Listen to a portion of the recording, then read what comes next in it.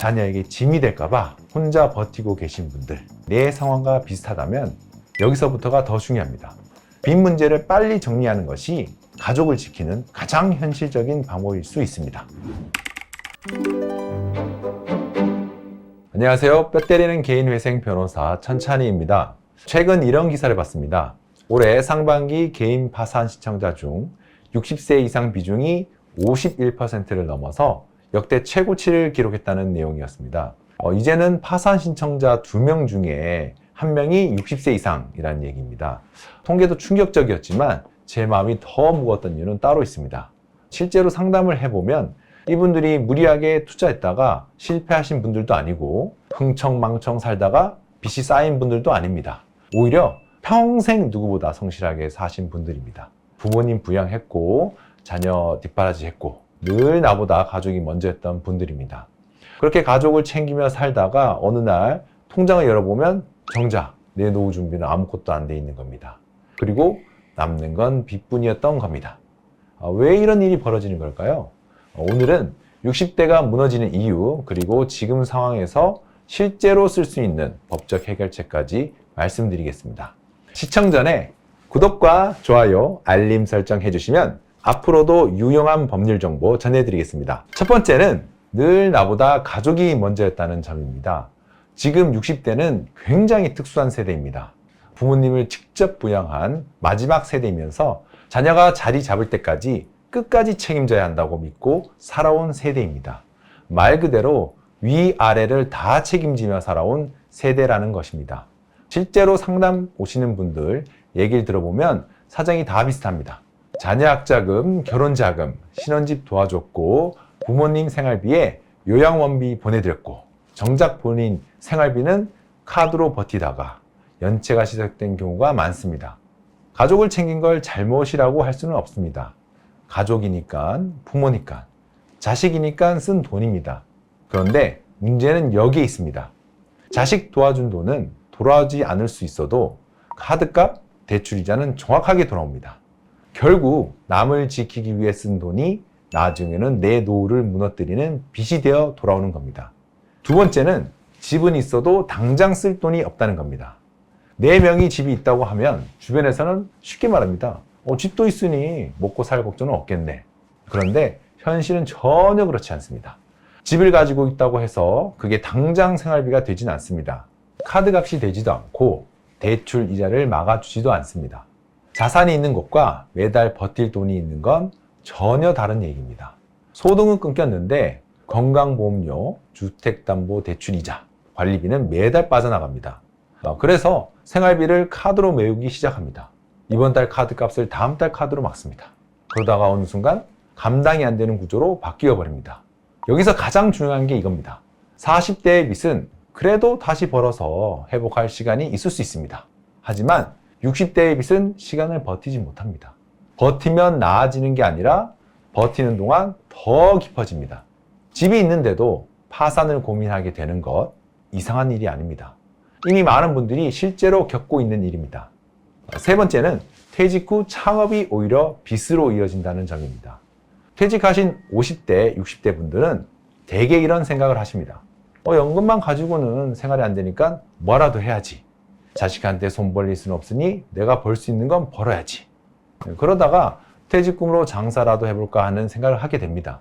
치킨집이든 편의점이든 카페든 분식집이든 무인 매장이든 시작은 쉬워 보입니다. 그런데 막상 들어가 보면 생각보다 훨씬 버티기 어렵습니다.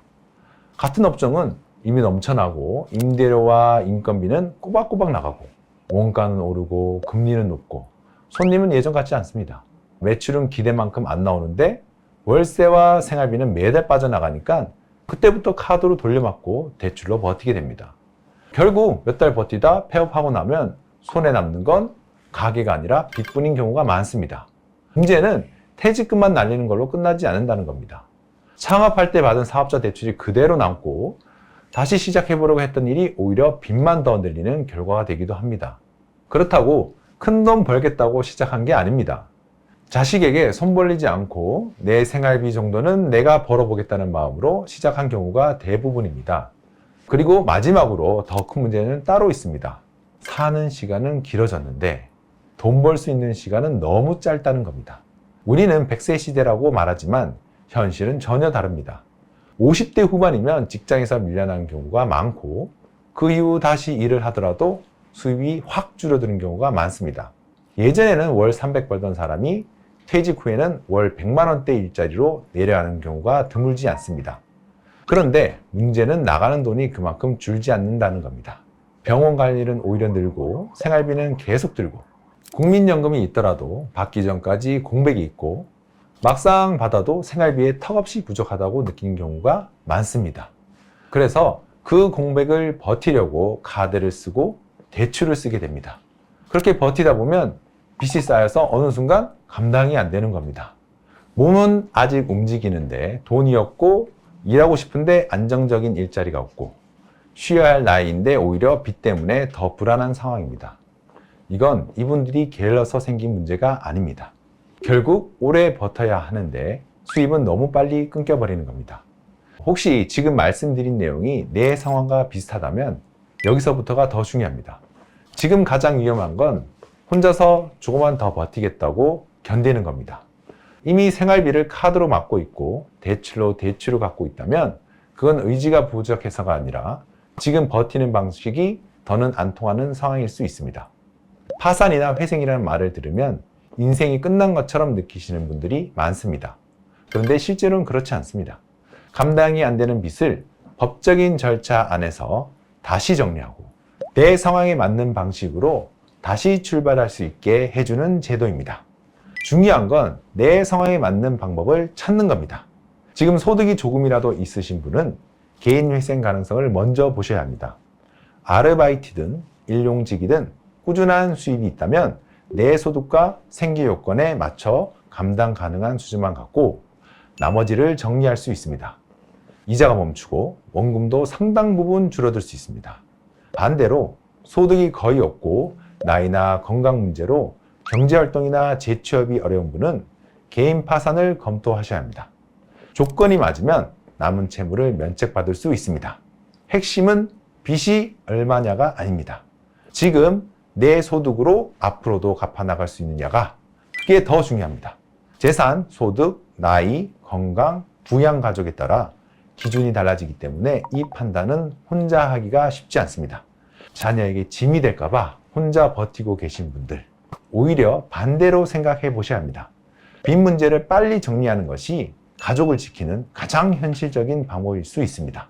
60대의 파산은 늦은 실패가 아닙니다. 오랫동안 혼자 버텨온 결과일 뿐입니다. 더 늦기 전에 회생이 맞는지 파산이 맞는지 방향을 잡으셔야 합니다. 혹시 지금 내 상황에서 어떤 방법이 맞는지 궁금하시다면 아래 링크나 전화번호로 연락 주십시오. 지금 상황에 맞는 최선의 방법을 함께 찾아보겠습니다. 오늘 영상이 도움되셨다면 구독과 좋아요 부탁드립니다. 감사합니다.